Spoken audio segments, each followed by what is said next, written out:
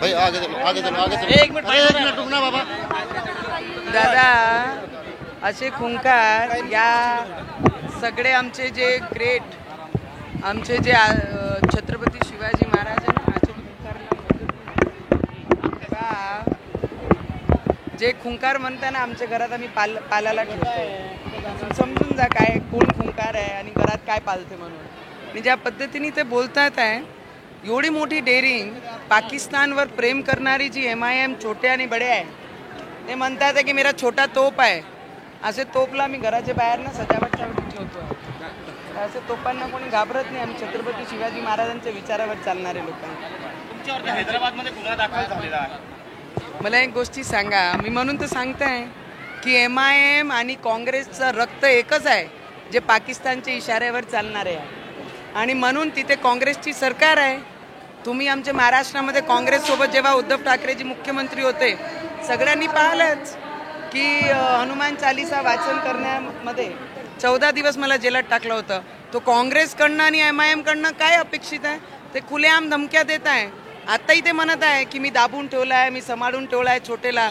छोटा जर बाहेर निघाला तुम्हाला सगळ्यांना संपून टाकल. त्यांच्यावर गुन्हा दाखल नाही होत. एवढे हेटरेड स्पीच देतात त्यांच्यावर हैदराबादमध्ये गुन्हा दाखल नाही होत. पण काँग्रेस आहे ना बिचारी आणि MIMचे दोघांचे रक्त एकच आहे तर गुन्हा तर दाखल होणारच आहे. पण मला एक गोष्टी माहीत आहे आम्ही जे विचार घेऊन काम करत आहे त्या विचाराला आम्ही धक्का कुठेच लागू देणार नाही. थोडा स्पष्ट असतो. तुम्ही आत्ता बोलताना असं म्हणाले की खुंकारला आम्ही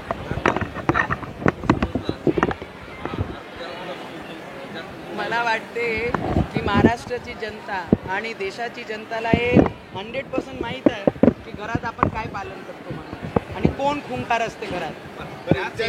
जलील हे म्हटले की तुम्ही चीफ लेडी आहात, तुम्ही व्हायरस आहात, तिथं जाल तिथं तुम्ही वातावरण झालं. मला वाटते औरंगजेबची औलादकडनं हेच अपेक्षित आहे. छत्रपती शिवाजी महाराजांचं रक्त जेव्हा अंगात असते ना तेव्हा माहीत पडते. कारण की औरंगजेबची औलाद आहे जे औरंगजेबच्या कबरावर येऊन चत्तर चढवण्याचं काम करतो आहे. ज्यांनी छत्रपती संभाजी महाराजांचे डोळेपर्यंत दुखवले होते, काढून फेकले होते, त्या महाराजांना मानणारे आम्ही लोकांनी त्यांचे विचार आमच्या मनात आहे.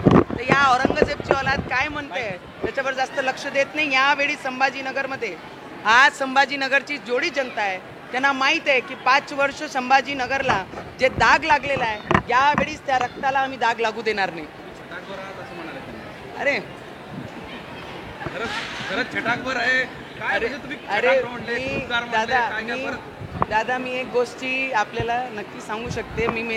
माझी सैनिकाची मुलगी आहे, मी छटाकभरच आहे.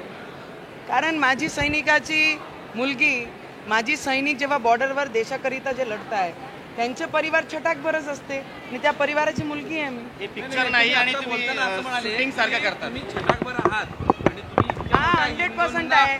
140 कोटी जनतामध्ये ते 20 कोटी 25 कोटी नाही आहे. ते आम्हाला आमच्या लोकांना दम देत आहे. दम बर्दाश्त करणार नाही कोणी.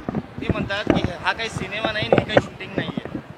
मी लीडर म्हणून माझ्या क्षेत्राला रिप्रेझेंट करत आहे आणि महाराष्ट्राची एक मुलगी म्हणून या महाराष्ट्रामध्ये छत्रपती शिवाजी महाराजांचे विचार घेऊन पार्लमेंट रिप्रेझेंट केला आहे. तर मला वाटते जे बोलणारे आहेत ते सगळे औरंगजेबची औलाद आहे. एक शेवटचा प्रश्न की हैदराबादच्या गुन्ह्यावर तुमचं पुढचं पाऊल काय असेल?